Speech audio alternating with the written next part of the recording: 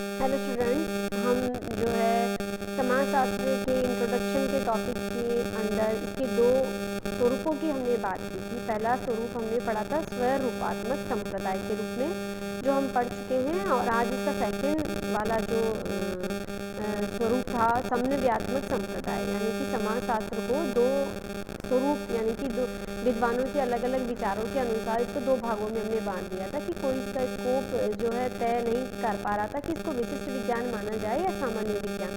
तो विशिष्ट विज्ञान को मानने जो विद्वान समाजशास्त्र को विशिष्ट विज्ञान मानते हैं उनका एक अलग ग्रुप बनाया गया जिसको कि स्वरूपात्मक संप्रदाय कहा गया, और जो समाजशास्त्र को सामान्य विज्ञान बनाने के पक्षधर में है उनको जो है समन्वयात्मक संप्रदाय यानी कि सिंथेटिक स्कूल वाला जो ग्रुप है उसके अंदर इसको रखा गया। तो आज हम समन्वयात्मक संप्रदाय के बारे में बात करेंगे। स्वरूपात्मक संप्रदाय हम ऑलरेडी पिछले वीडियो में पढ़ चुके हैं। तो देखिए, समन्वयात्मक संप्रदाय के समर्थकों में मुख्य रूप से सोरोकिन, दुर्खिम, हॉबहाउस, गिन्सबर्ग आदि है। ये लोग जो है समाजशास्त्र को एक विशिष्ट विज्ञान बनाने की जगह एक सामान्य विज्ञान बनाने के पक्ष में है। इनका क्या मानना है? इनके अनुसार समाज के संबंध में संपूर्ण जानकारी प्राप्त करने के लिए समाजशास्त्री को क्षेत्र को केवल सामाजिक संबंधों के स्वरूप तक ही हमको सीमित नहीं रखना चाहिए।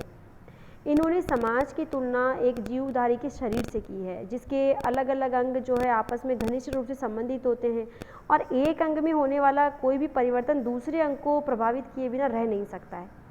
तो बिल्कुल ऐसे ही समाज में कि समाज की एक इकाई में कोई परिवर्तन होता है तो उसका असर पूरे समाज पर पड़ता है। तो समाज को समझने के लिए उसकी विभिन्न इकाइयों के आपसी संबंध को समझना ज़्यादा आवश्यक है, अति आवश्यक है।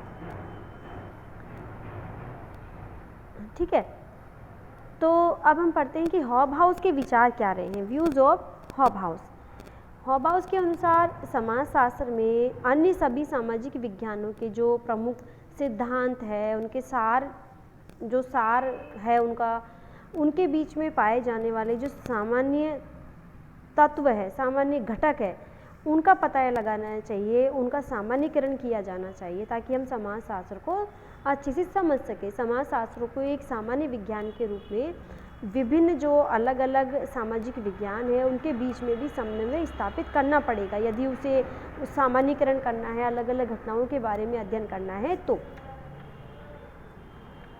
दूसरा हम पढ़ते हैं दुर्खिम। दुर्खिम क्या कहते हैं? दुर्खिम समाजशास्त्र को एक सामान्य विज्ञान बनाने के फेवर में है, लेकिन इनके अनुसार हर एक समाज को एक विशिष्ट विज्ञान बनना होगा ताकि मतलब ये समाजशास्त्र को एक सामान्य विज्ञान तो बनाना चाह रहे हैं, लेकिन सबसे पहले क्या होगा कि समाजशास्त्र को एक विशिष्ट विज्ञान बनना होगा जिससे कि ये अन्य सामाजिक विज्ञानों के तरह अपने स्वतंत्र नियमों को बना सके, और ये स्वतंत्र नियम जब बन जाए इसके बाद इसको एक सामान्य विज्ञान के रूप में अन्य सामाजिक विज्ञानों के साथ समन्वय स्थापित करना होगा।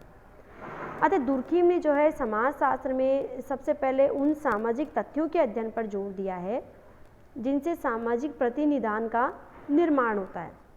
दुर्खिम के अनुसार समाजशास्त्र जो है सामूहिक प्रतिनिधानों का विज्ञान है। Sociology is the science of collective representation. सामाजिक प्रतिनिधानों के अध्ययन से ही समाज को ठीक प्रकार से समझा जा सकता है। ये इमाइल दुर्खिम के अनुसार सामाजिक प्रतिनिधान ही समाजशास्त्र की अध्ययन वस्तु है। सोरोकिन क्या कहते हैं? सोरोकिन के अनुसार समाजशास्त्र का कार्य जो है विभिन्न सामाजिक विज्ञानों के पारस्परिक संबंधों या उनके सामान्य तत्वों का अध्ययन करना है। देखिए, एक एग्जाम्पल मैंने यहाँ पे लिखा है। अगर हम बात करें कि आर्थिक संबंध मैंने लिख दिए यहाँ पे ABCDEF, राजनीतिक संबंध लिख दिए ABCGHI, धार्मिक संबंध में भी मैंने कुछ लिख दिया है ABCJKL, वैधानिक संबंध मैंने लिख दिया ABCMNO। अब आप देखिए, सबसे पहले मैंने क्या कहा था कि सोरोकिन का मानना क्या है? सोरोकिन ये मानते हैं कि समाजशास्त्र का कार्य क्या है? समाजशास्त्र का कार्य है विभिन्न सामाजिक विज्ञान है, जो अलग अलग विज्ञान है, उनके पारस्परिक संबंधों को या उनके अंदर जो सामान्य तत्व पाए जाते हैं उनका अध्ययन करना है। ठीक है, तो हम चाहें, इससे बिल्कुल क्लियर है कि हम चाहें किसी भी प्रकार के संबंध आर्थिक, राजनीतिक, धार्मिक या वैज्ञानिक स्थापित करें या कोई भी हम कार्य करें, उसमें कुछ सामान्य तथ्य अवश्य होते हैं, सामान्य तत्व कुछ उसमें जरूरी रूप से हमको मिल जाते हैं। अगर हम इस एग्जाम्पल की बात करें तो आप इसमें देखिए, आर्थिक संबंध यदि कोई बन रहे हैं, राजनीतिक बन रहे हैं, धार्मिक बन रहे हैं, वैधानिक बन रहे हैं, उसमें ए बी सी नाम के जो तत्व है वो सब में क्या है, कॉमन है। तो इन्हीं सामान्य तत्वों या अंतर संबंधों का अध्ययन कहाँ करते हैं, समाजशास्त्र में।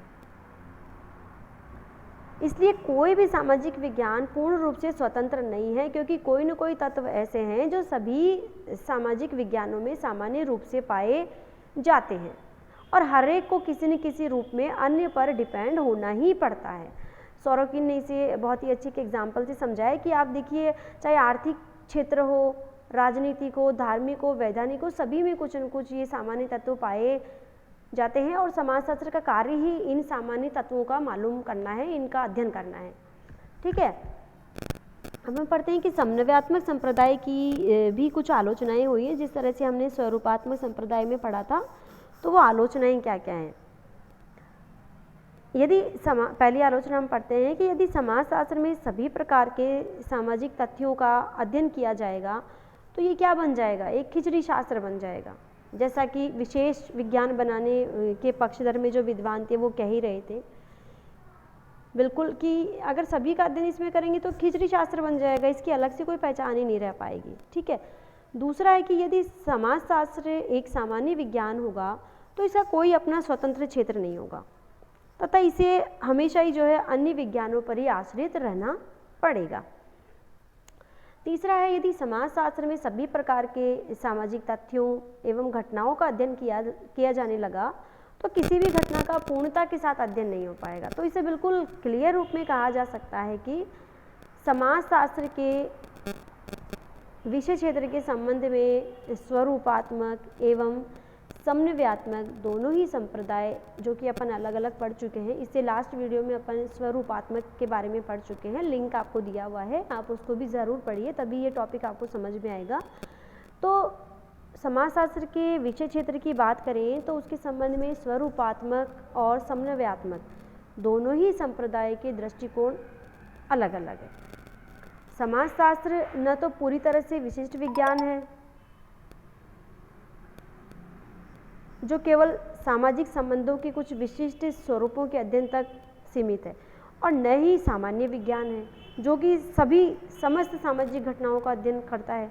वास्तव में समाजशास्त्र के विषय क्षेत्र के अंतर्गत एक और सामाजिक घटनाओं के अध्ययन में विशिष्ट दृष्टिकोण पर बल दिया, वहीं दूसरी ओर सामाजिक घटनाओं के सामान्य पक्षों का समन्वयात्मक दृष्टिकोण से भी अध्ययन किया गया।